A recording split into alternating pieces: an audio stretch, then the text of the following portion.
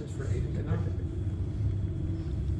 Aidan, when you go from the Duke series to now you have the regional at home, just how has this team sort of bounced back from that rough stretch and getting to Pittsburgh close the season? I'm sorry, you repeat that? Just how has this team bounced back going from that Duke loss series to Pittsburgh through the run to the AC tournament? Just what was this group able to come together to do to have that stretch? I would say just staying on the course and staying consistent with our routines. I mean, you're going to go through downs and ups in the season, but I mean, sometimes you just got to work through it. It's just one of those things. I mean, we made a couple changes, just try to have a little bit more fun on the field, not try to put too much pressure on ourselves. So, just keep staying consistent with everyone's like routines and stuff like that. But yeah, I would just say just probably have the main focus was to have more fun for sure. Glad you said routines because you're a routine guy, right? And you're used to pitching on Friday, but postseason you may pitch on a Thursday like you did. You may have to go on a Saturday. You may have to throw. How do you keep yourself in kind of the zone, not knowing that you're on the same routine as during the regular season? You kind of have to just play it day by day.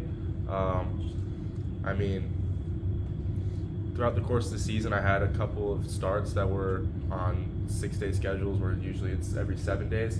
So, I mean, just making that 1-day adjustment is definitely used to that. So, like, when it comes time, I have to just, wait. Having an extra day is easier because you have an extra day to prepare. But if I have that extra day shorter, then it's pretty easy because I've already done it a couple times this season. So I already have that routine down.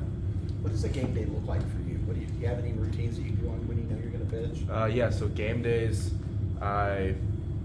let's say 6 o'clock game, I usually roll up to the field at 11, start rolling out, do a little dynamic warm up and some priming to get the body ready, and then just go get lunch, hang out for a little bit, and then start my throwing routine and a little bit of rolling out and stretching around an hour and a half before game time. Your last 3 or 4 starts, you kind of look like you get back in your groove. Did you change anything up to kind of get back to where you were? Yeah, just a couple of mechanical changes. I would say that the change up and some of the off speed was wasn't working as it usually is. So just little mechanical changes with the arm and just sinking into the back leg a little bit more that I saw earlier in the season that I was doing correctly. So just kind of getting back to my roots of my mechanics because over the course of the season sometimes things can change. Just one start here, one start there. So just getting back to my roots of my mechanics. Coach Bellinger will come out to you in the mound, and if you're a little bit struggling, any of you guys, what's those conversations like? What does he tell you? Because it seems like for you personally, you just find another groove after he does that mound visit. Yeah, I mean, it's usually just to, if you get in a groove of, walking someone or just not executing pitches, he's just trying to break that groove, and then, it gets you just a full mental reset, so then it just kind of feels like another clean inning, like just another inning, because it just gives you a little bit of time to get, catch your breath, just rethink what just happened, and just go back out there and attack again. So just a little bit of a mental reset.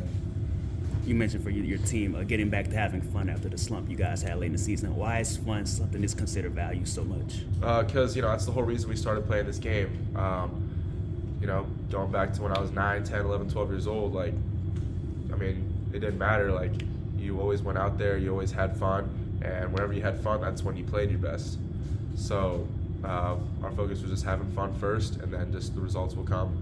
So not really result focused, but just playing the game how the game is meant to be played. Just go out there and have fun.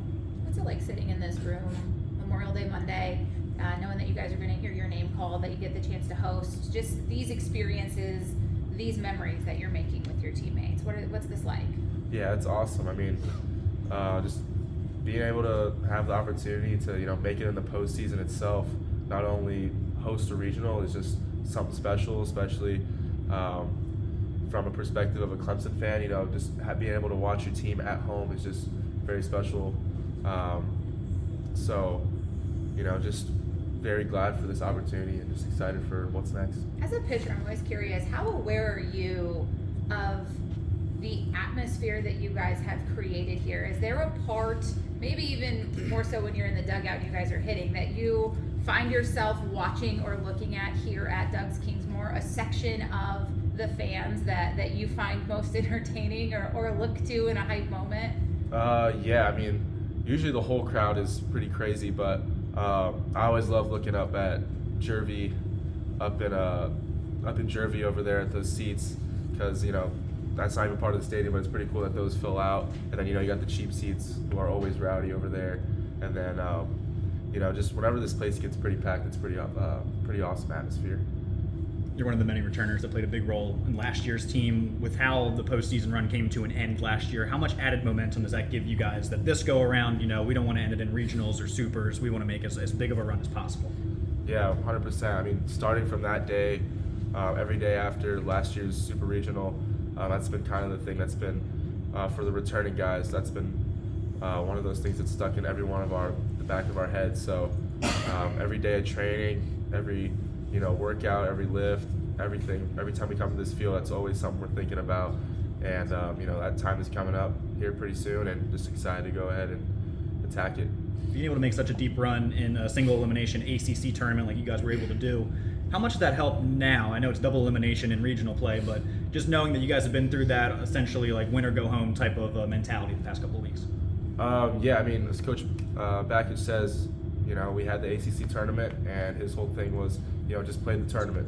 So we played that tournament, just took it one game at a time, did what we could to just win every single game, and we're gonna do the same thing for this next tournament. We got our first game is against Upstate, and that's gonna be our main focus right now. It's a random question. Coach Bakich does those in-game interviews on TV, and he always hands it off to one of you guys. Do you remember the first time he just kind of handed you the headset or said? I think it was this year. I'm not sure. Maybe 2 months ago. I don't remember if he handed it off to me, but I remember being on the headset a couple times. So yeah. Are you surprised that he just started doing that, or kind of why do you think that happens? No, I just think he wants I would say the fans to get our perspectives and just get our perspectives as a team. Just kind of give the fans more insight on what it's like to be part of the team. Does anything Eric Bakich do ever surprise you? Yes, a lot of the things he does surprises us. Okay. That's what makes him good.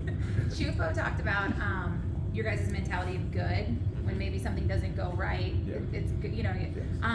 As a pitching staff, for you individually, how do you use that? How has that mindset and approach benefited you? Yeah, I mean, you can use it in any way possible. Like as a pitcher, you give up a home run, you can't really go back and change it, but you know what you can do what you can do better on the next pitch. So give up a home run. All right, good. I know what I did. I know what I messed up on. I know how I can change it. Let's get it on this next pitch right here. So just being able to move past that adversity, that's what that cue is for. How has that worked amongst each other to have such a quick word to say to remind your teammate or for them to remind you of just moving forward, turning that page and learning from it? How beneficial is that to have created that shorthand for you guys, and how often do you guys use that with each other? Yeah, I mean, that's very beneficial because everyone on the team knows what it means. So as soon as they hear it, boom, it just sends off a trigger into their head. So like if someone's up to bat, takes a pitch that maybe they probably should have swung at and they know they messed up or something like that, someone in the bunker would just yell good, and then they would just kind of, hear that, understand it, flush it, and move on to the next pitch and be ready to go. Do you have any examples of things going back that just don't surprise you?